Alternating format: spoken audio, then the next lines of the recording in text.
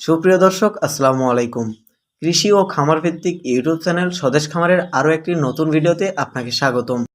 আপনি যদি ছোটখাটো এবং প্রান্তিক পর্যায়ের খামারি হয়ে থাকেন তাহলে এই ভিডিওটি আপনার জন্য।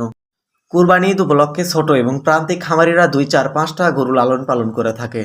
এই অল্প সময়ে অনেকেই গরুকে মোটাতাজাকরণ করতে সফল হয় এবং অনেকেই ব্যর্থ হয় এবং লসের সম্মুখীন হয়। সেই ব্যর্থ প্রান্তিক খামারিদের সফলতার তাবিজ হিসাবে বানানো হয়েছে আজকের এই ভিডিওটি। সো ভিডিওটি টেনে টেনে না দেখে সম্পূর্ণ ভিডিওটি দেখার চেষ্টা করবেন। তো দেরি না করে মূল কথায় আসা যাক।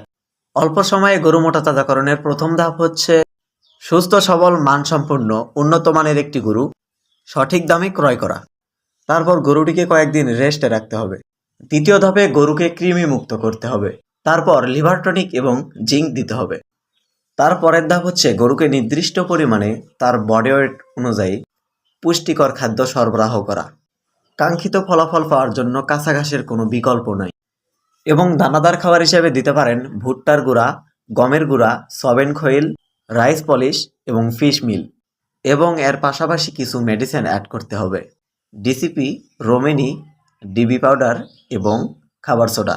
এবং প্রতিদিন গরুর চাহিদা অনুযায়ী পরিষ্কার পানি সরবরাহ করতে হবে। নিয়মিত গরুকে গোসল করাতে হবে এবং আপনি গরুকে যে পুষ্টিকর খাবারগুলো দিচ্ছেন এসব খাদ্যের 100% পুষ্টি যেন গরুর শরীর গঠনের কাজে লাগে, পুষ্টি যেন গোবরের সাথে বের করে দিতে না পারে, এজন্য ব্যবহার করতে হবে ক্যাটোফস ইনজেকশন। এর পাশাপাশি দিতে পারেন ADE3।